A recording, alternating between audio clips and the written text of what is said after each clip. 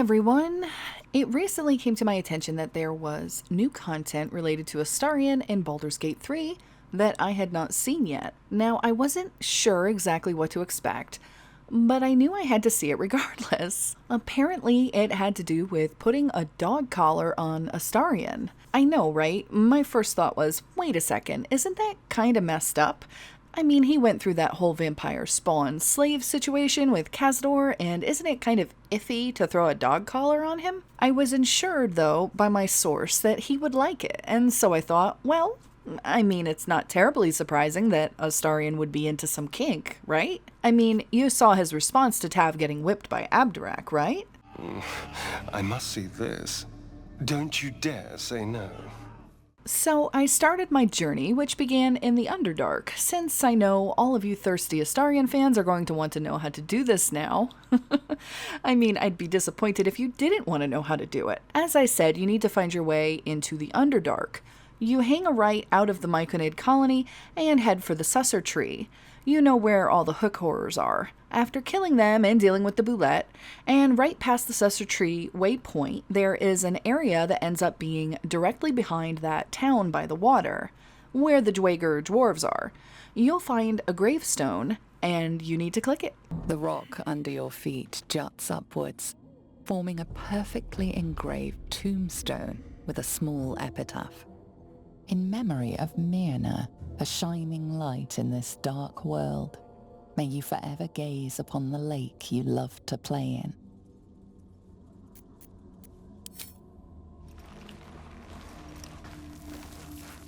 As you dig, you slowly expose the skeletal remains of a large dog wearing a chunky leather collar. Strange collar. It's got runes all over it. The collar has runes on it, and you know what that means. It probably has something to do with the arcane tower, or at least that's what I was told. So then I had to head over to the other side of the map and see if I could figure out how to do this thing. I still didn't even know what the heck I was trying to do, but the idea of it revolving around some old dog collar was definitely intriguing. I will warn you, if you've never done the arcane tower before, it's a mild pain in the butt. There are arcane turrets on guard that will just continually damage you if you don't use turn-based mode. And for me at least, turn-based mode is extremely finicky. I probably just don't know how to use it right, but I often find the turret would just keep attacking anyways.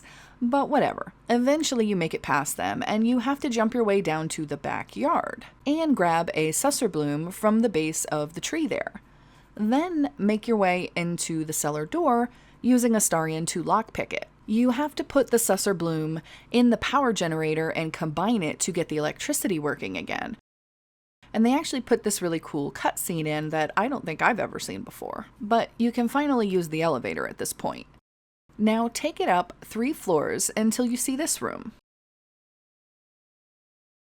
On the 4th floor here, there is a little nook between the bed and the window where you can see a rug, a bone, and a bowl, like an area where a dog would hang out, right? When you get close, you'll find there's a button on the windowsill, and this is where things get interesting. You remember that dog collar you picked up by the grave? Well, now is the time to put it on Astarion. It can be equipped as an amulet. Now, push the button and sit back and laugh when this happens. Oh, whatever you did, it made my neckpiece vibrate. On the stream, I must have hit it like 3 times, but then I had to know, what do the others say when they get zapped? The collar is trembling. Some sort of magical resonance.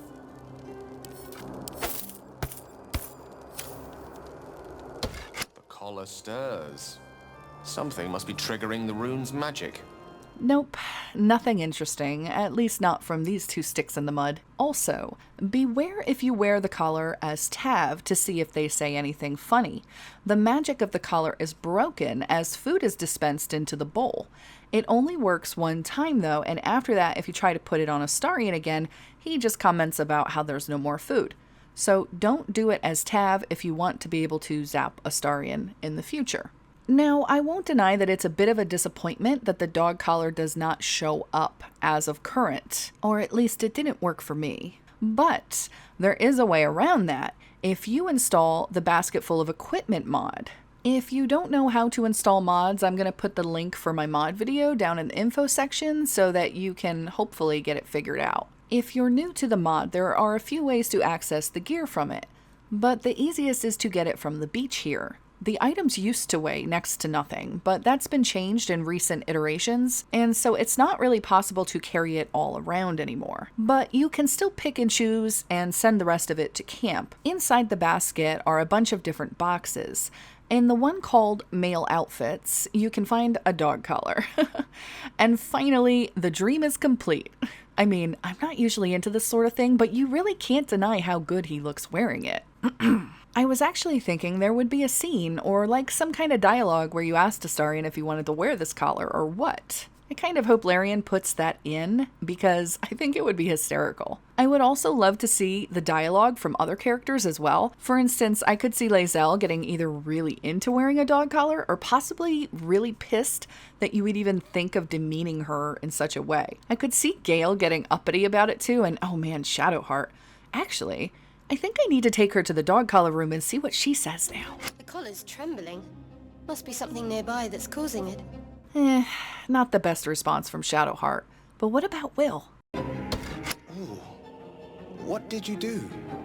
The collar's vibrating. Ooh, we have another one who likes it.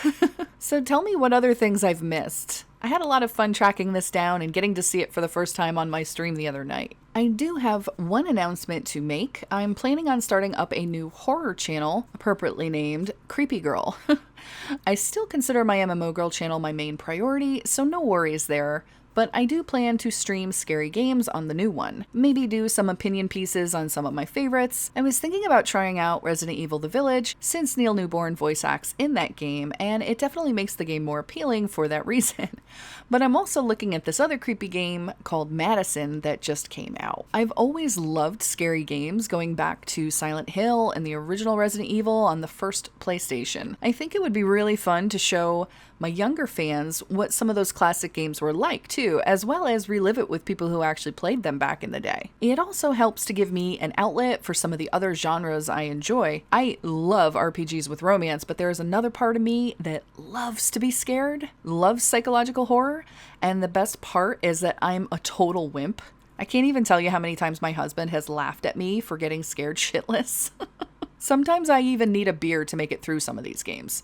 Apparently it's quite entertaining though, so I guess we'll see how that goes. I'm going to throw the link for the channel down in the info below, so definitely go and sub if you're interested, and that way when I stream for the first time, which is probably going to be this weekend, you'll get notified. I would add the horror content to this channel, but the reality is that YouTube's algorithm would not like it, and I'm already having enough trouble with that as it is. Better to just throw it on another channel completely, and that way it can be its own thing.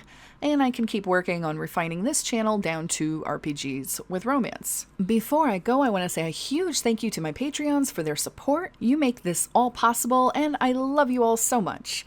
And thanks to those of you who show up to streams and show your appreciation there too. It's been a lot of fun hanging out and playing games with you all. So everyone have a great weekend. I hope to see some of you over there on the new channel. And I definitely like to see some new fan art with Astarion wearing the dog collar.